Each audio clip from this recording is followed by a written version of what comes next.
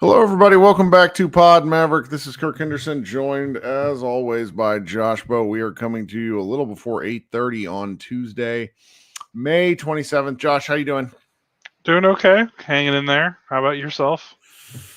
Well, I do this thing most shows when you and I talk where I'm like, hey, I'm going to host a live show. And then it seems I'm just like perpetually a liar.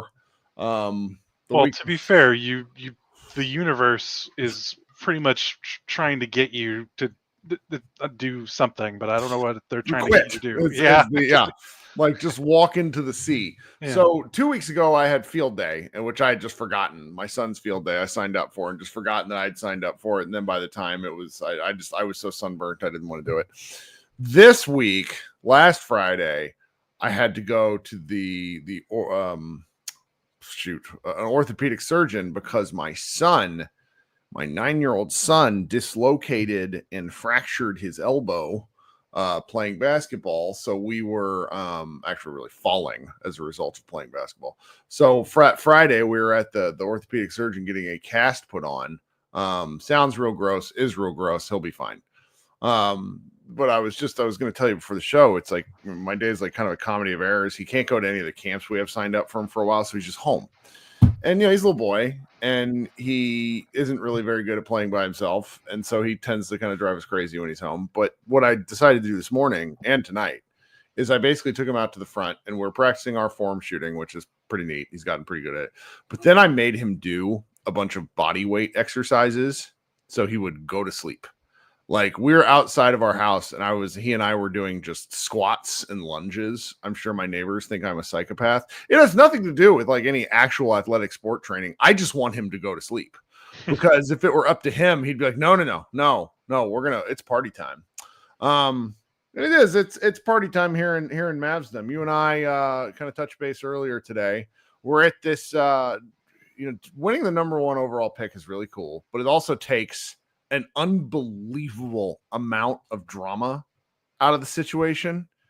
And instead we're now kind of fast forwarding to late June, early July, everybody's favorite Dallas Mavericks accounting talk. Yeah. So there's no debating draft prospects. So now we're debating trade proposals and free agencies and all that stuff. Well, and we should make this clear, kind of off the top. You and I are neither cap experts nor trade aficionados. Our man, CBA Mavs, Scott, who likes to do this stuff in his spare time, but honestly is just too busy nowadays to really help regularly.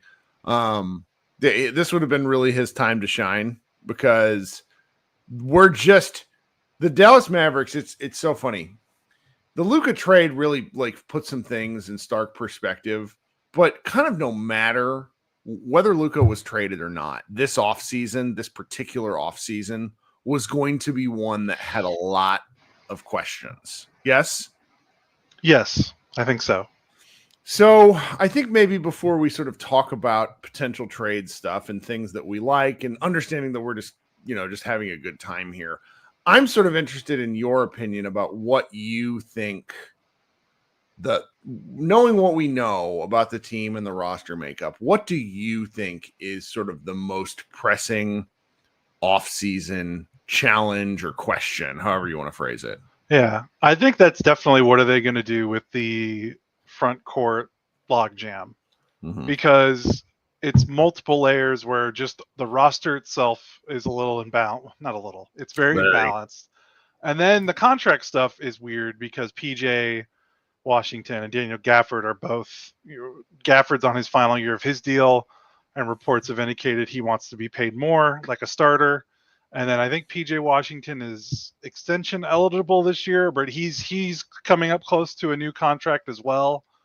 So it makes things interesting in the sense that you've got all these forwards and centers.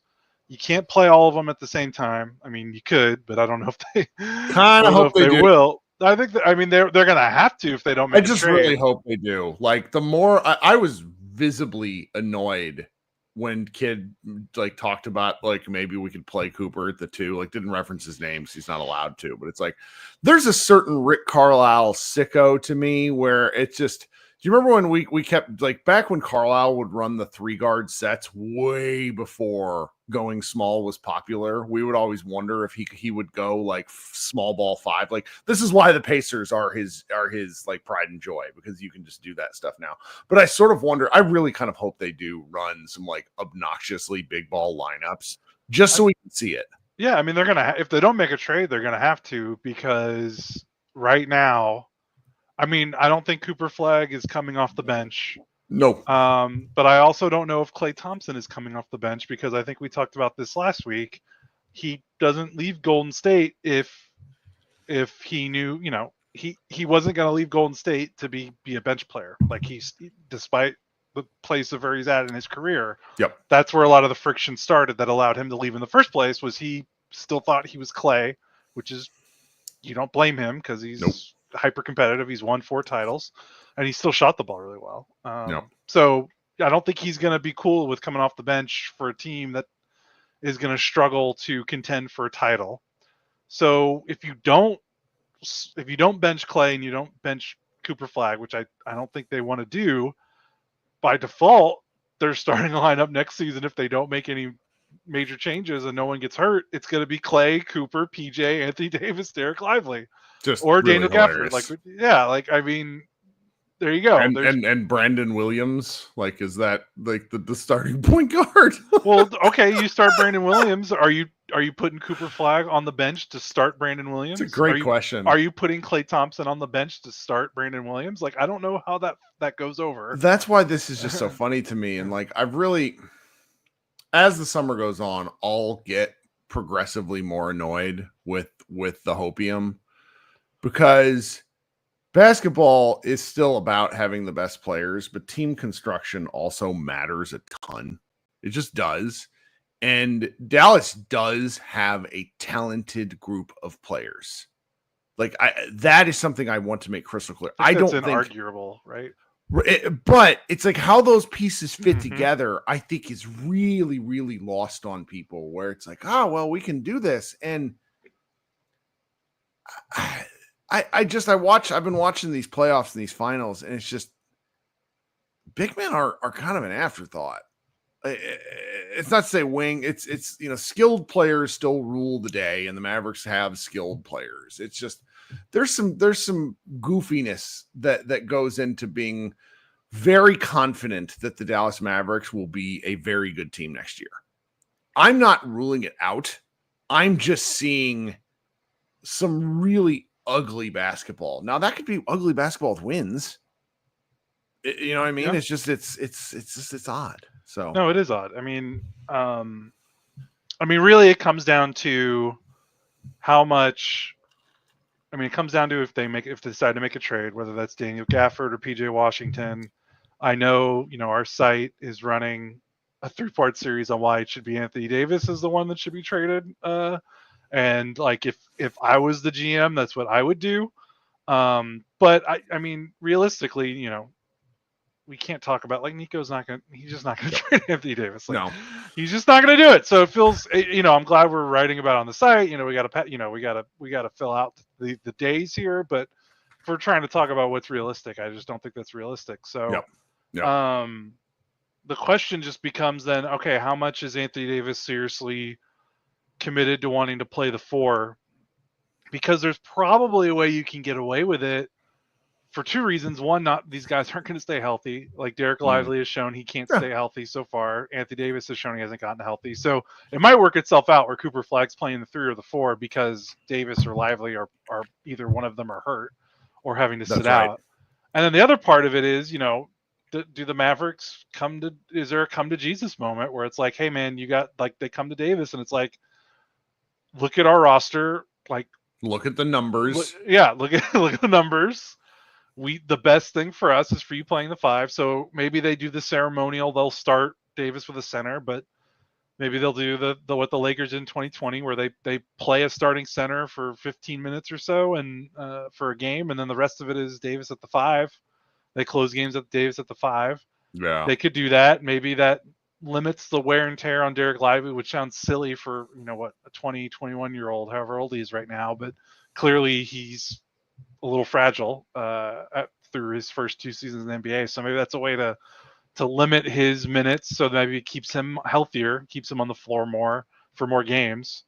So maybe that's what they do. Maybe they stagger it. Even then, they probably have to trade. You probably have to trade Gafford, or because I don't think you can have a backup center like that.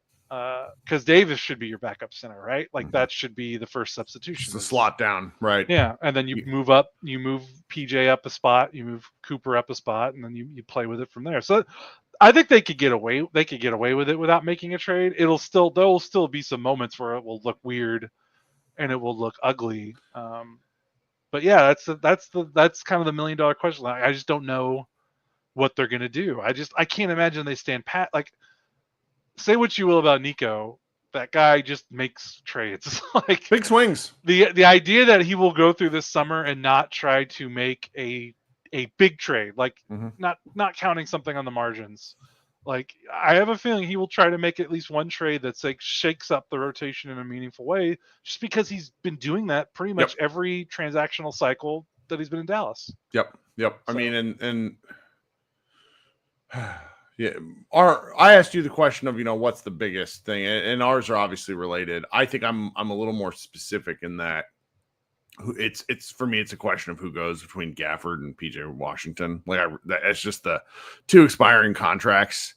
The longer you hold on to those expiring contracts, I think there's an argument to be made that it increases their value. But I think what you just said there hits the nail on the head, that Nico Harrison does like to make moves that have impact.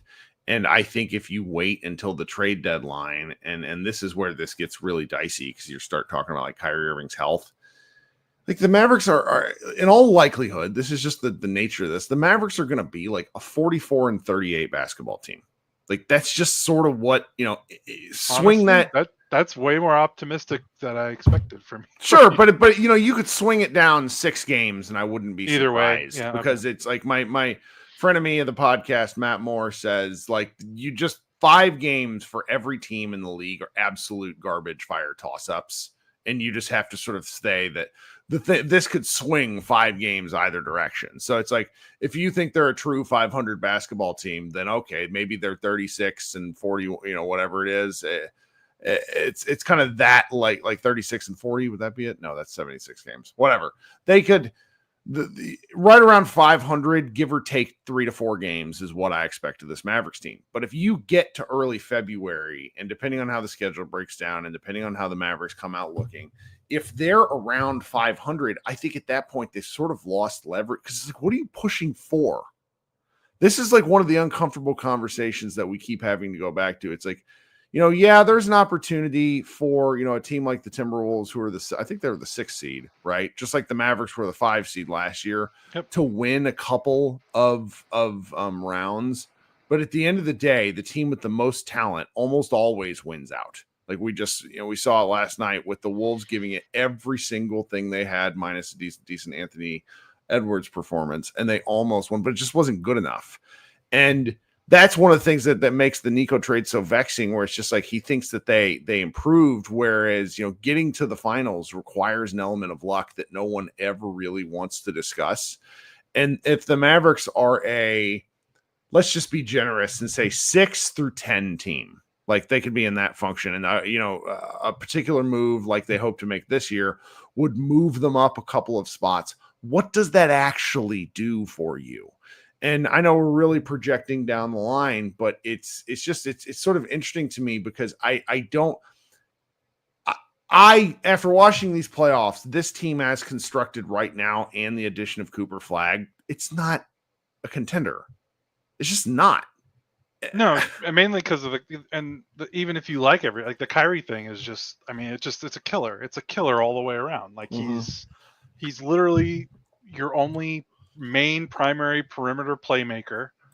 That, obviously they can make a move and get another one, and maybe that changes things, but it's the combination of the fact that not only is he going to be gone till earliest January, but then when he's back, you cannot guarantee that from when he returns to the end of the season that he's going to resemble the Kyrie that we saw last season. And if people want to be optimistic and say that he's going to come back in January and he's going to look like his all NBA self and he's going to be making 40% of his threes and he's going to be the Kyrie we know, I mean, that's okay. Like, okay. But just the history and the science and what we've seen is that it even in the most optimistic self, like these guys just take a few months to get back to where they were. Jamal Murray was like 24 years old when he tore his ACL. He started having took him months before he still has problems because he has like hamstring stuff that's like downhill from it. And I have a hard time discussing this on the social media sites where everybody kind of reads your worst intentions.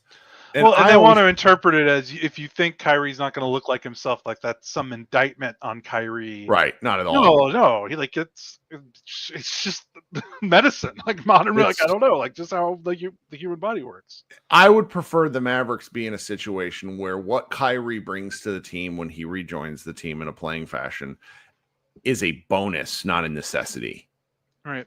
And that's just a real that's a lot tough to ask because. You know, we'll talk about his potential free agency down the road, but it's a bit of a tricky situation right now. All right, we somehow ended up talking 15 minutes without even throwing any sort of trade concepts out into the world. What have you seen that you actually like or hate? That's that. Like what? Give me like I've got a great trade that everyone loved is the Mavericks should trade for Jrue Holiday. Right? Everyone loved that one. Talk to me about it. No, I don't feel particularly strong about that either way when I posted it. But, you know, the framework is complicated. I'm not going to get into the cap stuff because I just don't have the mental capacity to put it all around. But the big picture parts of it would be like, you know, it'd have to be Gafford, PJ, and then, Dwight Powell opts in, and that gets the money right for just Jrue Holiday. The problem then, though, is I think what CBA Mavs told me is that like that trade is technically feasible, but you do it and you're only at 13 players on your roster, and they're they're at that hard second apron where they've got. I think he said they would have 2.8 million so they could sign one veteran minimum, and we wouldn't be able to sign anyone else. So they'd be in that for the whole season. They'd be in the same spot that they were this past season, where if someone gets hurt. They can't sign anyone. Like they just have to keep rotating through two-way guys. So it's probably not feasible because maybe that trade works technically, but if they can't, if it limits their ability to even just add minimum contracts in case something goes wrong, they probably won't do it. But they also probably wouldn't do it because Jrue Holiday's owed a lot of money and he has a lot of money. Like 3 more years of a lot of money for a player that is clearly on the downslope. I would. Actually, in Jrue Holiday, the player, I think what the Mavericks would need from Jrue Holiday, the player, would be more than he's like, because the Bucks were sick of him because they expected too much from him. And then he gets to the Celtics and he looks a lot better because he's expected to do less. It would be the same situation in Dallas where the Dallas just needs a functional guard. And he would just, he shot the ball decently, but he didn't score that much. On paper, you can convince yourself if you haven't been paying attention to how he's, Jrue Holiday, because you look at it and you're like, wow, Kyrie, Jrue, Cooper, Anthony Davis, Lively is like, you put that on paper and you're like, wow, that sounds great. But then you got it. Now he turns 35 in 2 weeks. Yeah.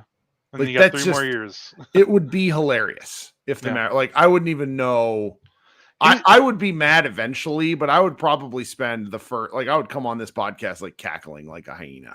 I know. His archetype makes a lot of sense for this team and next to Kyrie. But again, it's not who he is anymore. It would fit Mavericks history where we spent most of the 20 teens pining for players only to get them like 4 years after they were done. Like the Darren Williams of it all. Like they're just so many. DeAndre Jordan. Classic. Yeah.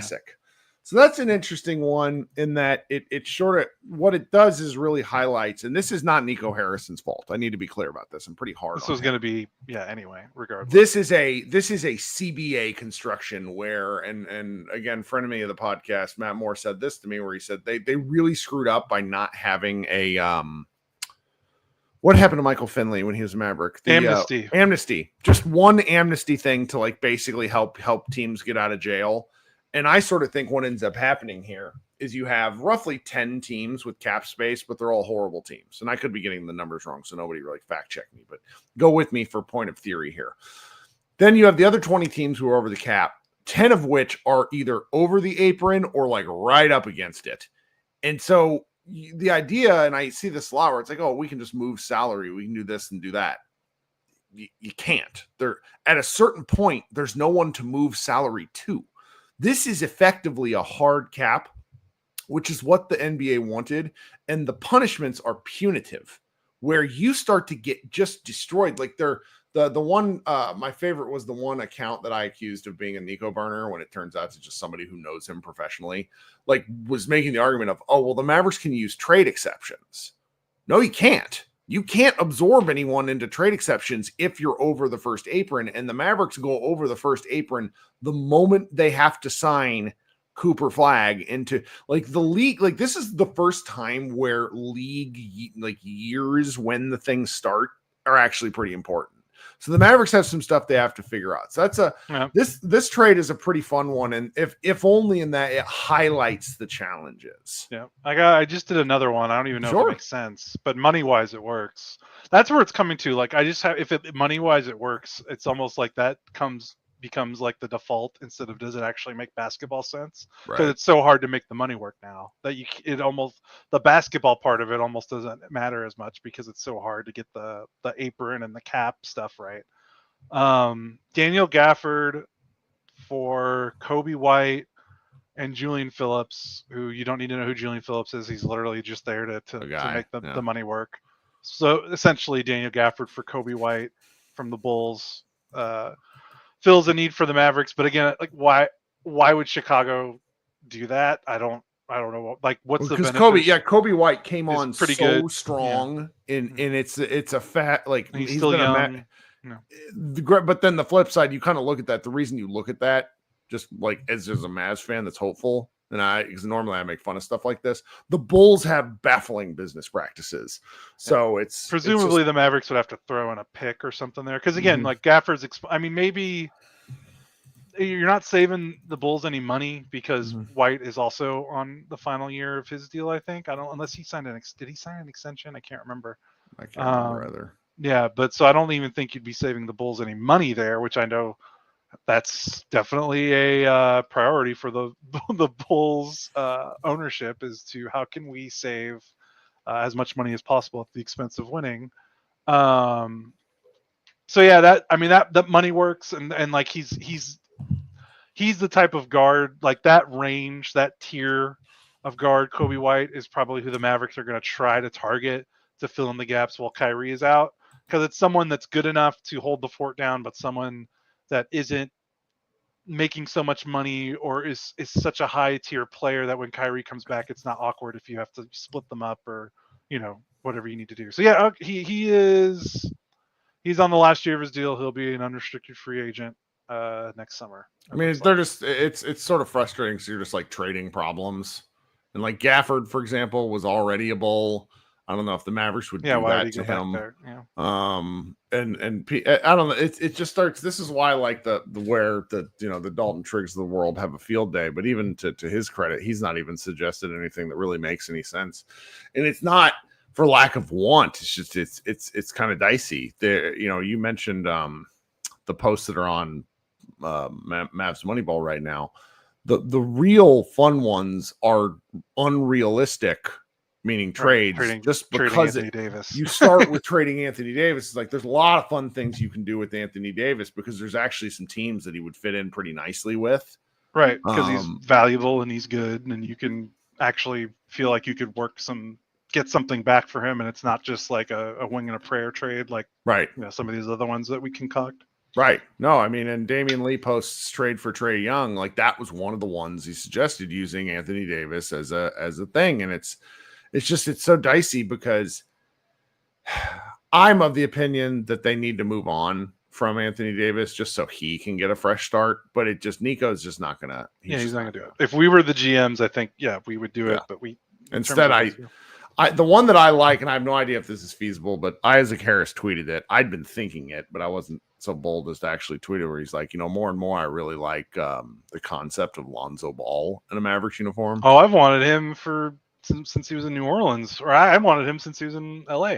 I like it. I love his game. I like it because I think it either really works and the Mavericks are actually pretty good, and then the sort of top 5 team in the West thing that everybody hopes for could come to pass, or the flip side is it absolutely shoves the Mavericks into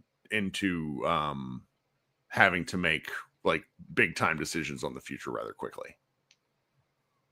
Why does he? Is his contract's not that bad? No, it's like $10 million, but it's the point being is like if you you trade for him to be your point guard to soak up some of the Kyrie Irving minutes, and if he gets hurt, then you have to play Clay and point guard. Yeah. Like I didn't even thinking about using Lonzo to help get through an injury thing. It's kind of funny considering we didn't even know is the most injured. Play basketball. Yeah, this guy is pretty much irreparably effed up his knees. You want to talk about bad training staffs, folks? You should. Poor guy. And so I'm just that. To me, it's the gamble that does what everyone wants, which is like, oh, okay, well, this is a relatively inexpensive guy. I think he makes like $10 million with a player option. Yep. Like you could probably find a way to make that work with somebody else, relatively straightforward, and get one of the guys we've talked about onto a new location, so maybe they could get a new contract. And then if he ends up working, if you get like a surprise, let's just say 55 games at Lonzo Ball, which seems like a lot. And you're able to tread water and be above that 500 threshold. And then Kyrie comes back in March and you're, okay, well, let's see if we can make a run let's see if we can grab the 6th seed. I could say, that's just kind of the sum of all positive things coming together in a reasonable place. But is there anything else out there? There's some free agency stuff that's making me want to vomit. Yeah, I mean, Chris Paul is Mark Stein reported that Chris Paul is a possibility as a free agent target, which I have some standards. If you take the emotions out of it, it makes sense. You want to know what I really thought of? I thought of that Shredder meme where he's walking with the turtles and then he's old, and the other one. You mean Splinter? Splinter, sorry. And it's like a reverse Splinter meme where it's like poor Cooper Flagg being escorted around by all these geriatrics. Like, that'd be funny. I mean, Chris Paul has been in the league how many seasons? Like, is he older? But if you need a 1-year stopgap, I mean, he fits the bill. He literally just did that for San Antonio, and it was working okay until their season went bad. He's 20 years in the league, so he would have been in the league more than. Oh my God. I know, but if you're signing him for, I know why you don't want him here, but in terms of like, if you just, he wouldn't hurt anything for 1 year. But he played a lot last year too. Yeah, he still plays. I wonder how many games he played. And he would have played more. I think they kind of winded him down after their season kind of 82 imploded. games. Oh yeah, he played all 82. Yeah, dude, that's remarkable. 28 minutes a game too. Yeah, he did all right. All right, got to respect that, even as a hater. But yeah, Dennis Schroeder was another name I think I've seen tossed around. Get him out of Detroit, which is again that same level of just someone to fill the minutes. It also fits the Mavs German quota. Because the Mavericks would have gone like 25 straight seasons with a German on the roster. They've started a German on the roster every year since 1998. 1998, 27 years. This year will be the first if they don't get one. All right. Yeah, go get Dennis then. Keep that up. Okay. That's a good one. Yeah. Man, it's going to get weird, but what more than anything else, I think it's a lot of like discussion fodder, which is nice. Yeah. I don't want to go off the deep end at any point just yet. That's all. I was about to go off the deep end. Oh, no, do it then. Oh, I mean, I tweeted this before. I don't know if we talked about it, but what's hilarious is that Anthony Davis and Giannis Antetokounmpo's salaries are exactly the same for next season. So I'm just saying, if Giannis wants to get out and the Bucks do not have an incentive to be really bad after trading Giannis because they don't have any picks. They don't own their own picks.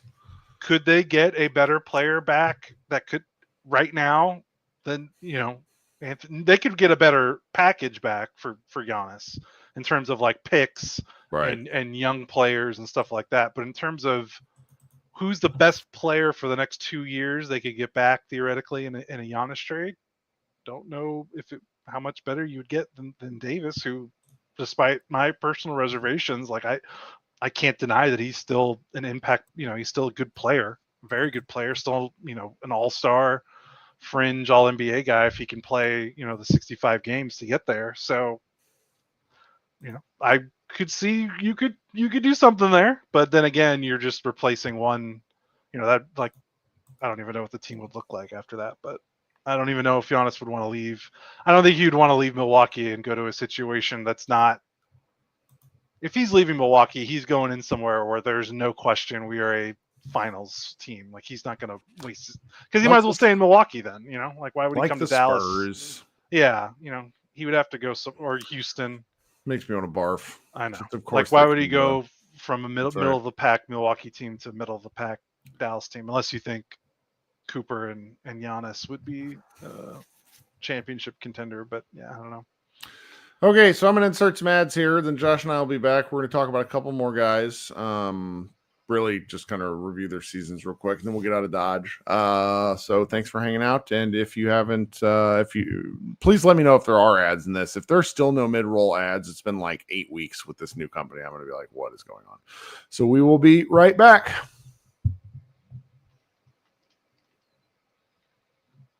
Okay, welcome back to Pod Maverick. This is Kirk Henderson and Josh Bowe. We're going to continue kind of our short stab at player reviews for different Mavericks for this season. If you haven't subscribed to the show, go ahead and do so. Really appreciate that. This Friday at about 3 or 3:30, I'll be hosting, for real this time, an actual live show where you can come talk Mavs with me. We'll have some fun. Be looking for that link. I'll try to get up in a couple of days, actually. I usually don't put it up until like 2 hours before, which is not great. That's just mainly me forgetting. So, all right. Who were the first guy that I think we just sort of got to laugh at real quick? It's not fair, but it's like, it's so bizarre to me that we're somehow in year 270 of Dwight Powell with the Dallas Mavericks. About to get year 271. I mean, he has played. He's like, where is he on the all-time Dallas Mavericks like played games list? It is something outrageous. I'm looking this up on Basketball Reference. He didn't really play very much this year. He somehow actually appeared in 55 games, which is more than I would have, absolutely more than I would have thought. But it's crazy to me that this is a guy who has just been with the team going on. Was it the 2014 right before the trade deadline? So he's like 11 years in now. Rondo, he was part of the Rondo trade. I mean, it's the Dwight Powell trade at this point. I think we got to figure that out. 2000 Mavs page. Who are the? See, I can't find the page that I'm looking for like all-time Maverick stuff. That's my fault for not having this stuff up in advance. But he's easily in like the top 5, I think, by now of all-time games played. He is 5th, 700 games. Gosh. Probably going to stay there because he's actually, I don't know. No, man, he's on the team next year. And then the year after that, I think is a he's 100. Oh, go ahead. No, it might be a player option this year. It is a player option this year, which he will opt in. I can't imagine he wouldn't, but he could get traded. Who knows? But he's 165 games away from Rolando Blackman for 4th. But the thing is, if he gets to 4th, he's really. I mean, if he stays in Dallas for like 3 more years, he could be 2 behind Dirk. Like, I'm just looking at the list because once he gets to 4th, which is 8, he's at 700. 4th is 865. Then 3rd is Derek Harper at 872, and 2nd is Brad Davis at 883. So, like, I mean, if he plays 200 more games in Dallas, which is that's like 4 or 5 more seasons, give or take, playing around 70 games. Which that seems like a lot. I don't think it'll happen, but I mean, good Lord. I mean, he's close. I just love the idea of it. And it's so funny because it's May of 2025, May of 2022. This guy was a starting Western Conference Finals center because the Mavericks had no other options. They just had to play this guy. He's taken a lot of heat over the years because the Mavericks relied on him too much, which is a bizarre sentence. And now they just have so many centers that it's like, oh, well, is he going to have to play point guard? I don't know, man. It's a wild thing. But, he's on the team. He's good for the locker room, People like him. One of the funnier things that never occurred to me is the games that I've been to, the ladies in the crowd love Dwight Powell. Like, absolutely find him handsome as all get out. It's happened 3 different times where I've been like, wait, what? Where I've just like heard, it just never occurred to me. Never occurred to me. Dwight Powell, handsome man. He dresses well. I'll just say that as someone who's covered him in the locker room, he has some nice suits. Yeah, he's a and you know what? I like the guy. That's actually part of one of the, there's just something to that where it's like, if you're likable, you're just going to be kept around in a professional environment. So. Yeah, I think even the haters would agree that like, he's a good dude and like, you like having these guys around your locker room. The part that people don't like is when he has to play, which I get it. But like, to be fair, he's been a non-factor for years now. So you don't have to worry about too much. But yeah, I mean, I get it. He started 64 games in the 2023 season, which was not that long ago. It's crazy. Now he's only started, what am I looking at? He started 12 games the last 2 seasons combined. So like they finally weaned themselves off of him. But I think people still, just anytime they see him, it's like a PTSD reaction to the dark years of 2018 and 2017. We'll see you next year, Dwight Powell, because of course we will. Now this guy is fascinating. Olivier Maxence Prosper, 2nd-year player for the Dallas Mavericks. He's going to be 24 in July. No, I'm sorry, 23 in July. He played 52 games with the Mavericks this last year before he went down. One of the many people that went down in what felt like just like essentially a horror movie of injuries where didn't he mess up his ankle? I thought it was his wrist. Man, professional podcasters. Josh, I know. Anderson. I could have pulled out for this. Yeah, right. He had to have surgery on his right wrist. And he had nickel and dime things throughout the whole year. It's an interesting thing. So, the Mavericks traded back into the first round in 2023 to get him. He's a perfect kind of gamble, and he's just a reminder that drafting older players, the draft is hard, and really drafting older players, you're drafting on them not having hit their developmental peak. And the fact of the matter is most development, and I'm learning this just as we go, like as we've gotten more, Cooper Flagg's a good Luka, for example, most of your key developmental leaps as a basketball player happen before you're 22. And the Mavericks had this guy before he was 22, played him down with the G League. He just doesn't have it. Yeah, so far for sure. I mean, like, what is his NBA skill? Energy, length, presumably defense, but he's still got a lot to work on there. Team defense, and it's the things that came out of college where in one-on-one situations he looks pretty good, but in team concepts he can be a little lost. But yeah, I don't know what else to say. He played 52 games, but numbers didn't really pop out. Nothing really jumped across the board. He didn't make any type of noticeable leap, and I guess like you said, that's a concern. He's 22, going to be going on 23 sometime next season. You're running out of opportunities for leaps. Like that's part of the benefit of drafting he was a junior when he came out of the draft, 21 years old. It's like, okay, well, if you're not drafting a guy that's 19 or 19 years old, hopefully he's ready a little faster, like a Desmond Bain-esque. Not to say that Prosper was ever at that level of a prospect, just trying to say the benefit is maybe the ceiling isn't as high, but the floor should be higher, right away. And he looks just as raw as any 19-year-old freshman coming in the NBA, which is a little disappointing. But yeah, he was a 24th pick. Didn't really cost them much to move up. You do that every time, but it just goes to show I mean, maybe he'll be good in like 3 years. Who knows? Like, I don't know. I don't know what his future is. Knowing the Mavericks roster construction as it is, I don't see where he gets. The problem is he needs to play. Right. I think he just needs minutes. He needs to get on the floor. He needs the Dorian Finney-Smith treatment, where Dorian Finney-Smith with the Mavericks got to play like 2 or 3 seasons on awful teams, and he got to average like 25 minutes a game and play 73 games or whatever it was for like 3 straight years before they were any good. And I was helped them a so lot. out on that guy until Luka came along, because Luka came in and he shot 8% better all of a sudden. And I remember that whole time being like, this is a fluke. Yeah. It wasn't a fluke. The shot quality was just better. Right. So, but the thing is like, he's just never going to, like, he's behind, Lively, Gafford, Davis, PJ, Cooper, Flag.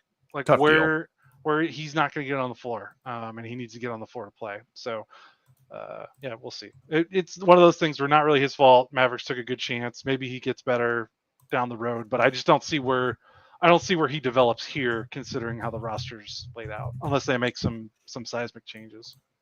Well, and that brings us to kind of somebody on the polar opposite of this. Is G League guard with the Mavericks for almost the entire season. Brandon Williams, out of Arizona. Never remember him even playing at Arizona. His NBA debut was actually back in December of 21, if you'll believe it. He's bounced around for a little while. I think he dealt with injuries and he was elsewhere.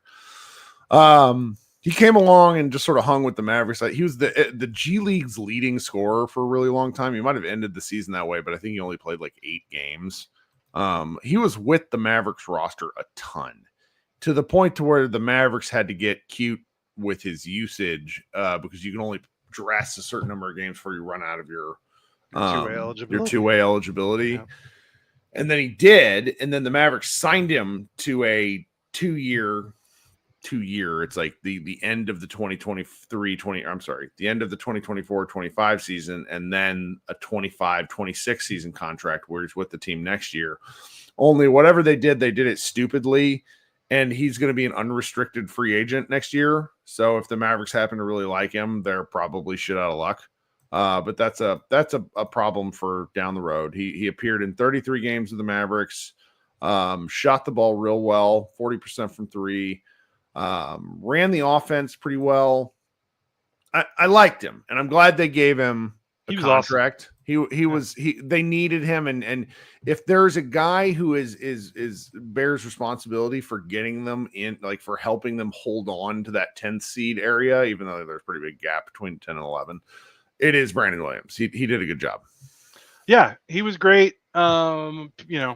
Most of his damage was, his best months were February, March, April. And as you know, that is the weird part of the NBA season. So you don't want to take too much stock into it. But for the month of March, he was averaging 16.5 points a game on 54% shooting. Like that's pretty good. Even if you're in the dog days of the NBA calendar, like you still have to produce. Like you still play those games. They still count in the record books. Obviously he's smaller, and that compromises their defense a little bit. He's 6'1". But man, the thing that really impresses me with him is that not only does he have zip, like he's got good pace. Like it's one thing to be really quick with the ball as a guard. It's another thing to kind of know when to use it. Yeah. And he seems to know when to use it. Like I was really impressed with his ability in the pick and roll. There are a few plays where teams would like trap him, and he would split the trap faster than the trap could kind of coalesce, together.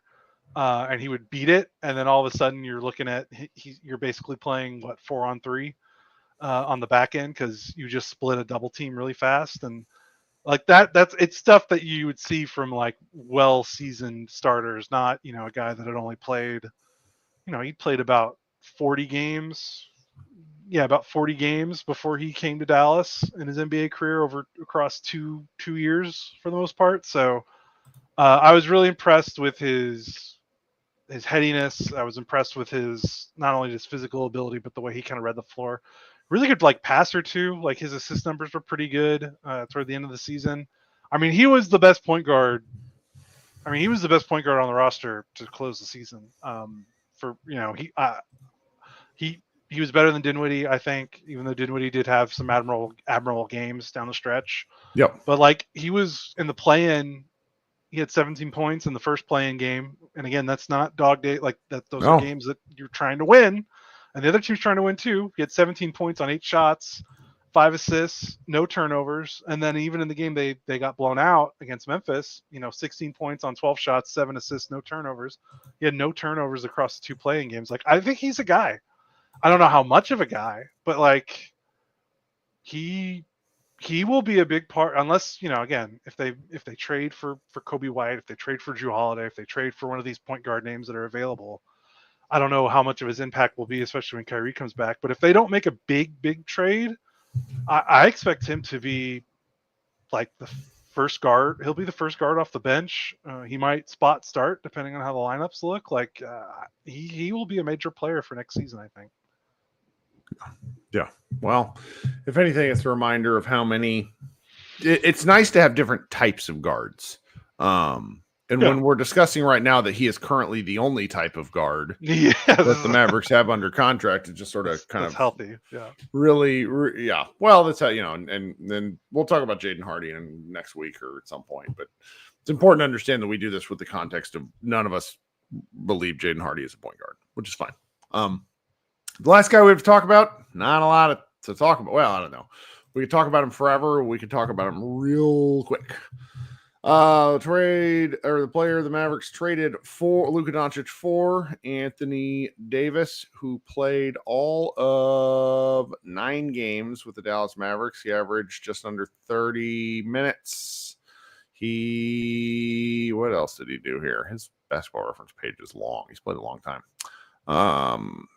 Let's see here. He averaged about 20 points with the Mavericks, 10 boards, and about 4.5 assists. Pretty good, but statistically down in a significant fashion compared to his 42 games with the Lakers. As we know, he was traded to the Mavericks with an injury. Probably shouldn't have played against Houston, re-injured himself, and then insisted on playing after several weeks for whatever the heck he was doing. I don't really know. I'm trying not to be too biased against Anthony Davis. He just annoys the shit out of me. If you weren't a fan of him before the trade, I mean, he did not. The Lakers guys are super defensive about him. I've been surprised. He helped them win a title. Them win a title. I think that's the long and short of it. I mean, that's the thing with him is that if he's your second best player, you are probably a championship team. Because that's what when the Lakers won a championship, he was their second best player, and they started to tail off when LeBron could no longer be, a top consistently. You expect him to be your best player, like he was. For anybody that's old and watch college basketball, Anthony Davis's college basketball career and maybe even his first few seasons in New Orleans too. It just made you think this guy is going to be one of the best players of all time, and in the terms of that sentence, since he's the one who referred to himself as a top 75 player of all time, he's right. But he's a top 75 player of all time who has never been the alpha dog on a good team that did anything. That's right, because his New Orleans teams didn't. Did he ever win a playoff series in New Orleans? He was in the playoffs. I don't think he ever won a playoff series. So all of his playoff success has been in LA with LeBron. And that's okay. Like, I mean, it's not that big a deal. Like, you still need, like, again, they won a title, so it's not like he can't contribute to a winning team. It's just, if he's your number one guy, especially at his age 32 season after all the injuries, then you're probably not going to be the most competitive team, and that's kind of what the Mavericks were this season. After the trade deadline, obviously everyone else got hurt, and they traded Quentin Grimes, and Kyrie gets hurt. So even if he was completely healthy and looking like himself, looking like his maybe 2024 self, I don't know if it would have made a difference because the injuries were so overwhelming to this Mavericks season. But yeah, if you weren't a fan of him, he did not endear himself to you. He did not change your mind.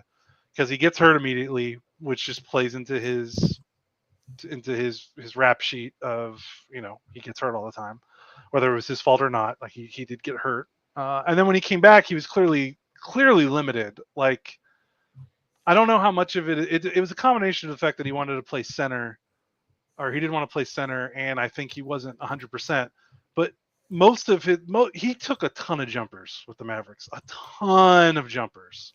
I think I wrote about it. I think when he was with the Lakers, the season before, his last full season with the Lakers, I think like something like 28% or something of his shots were jumpers.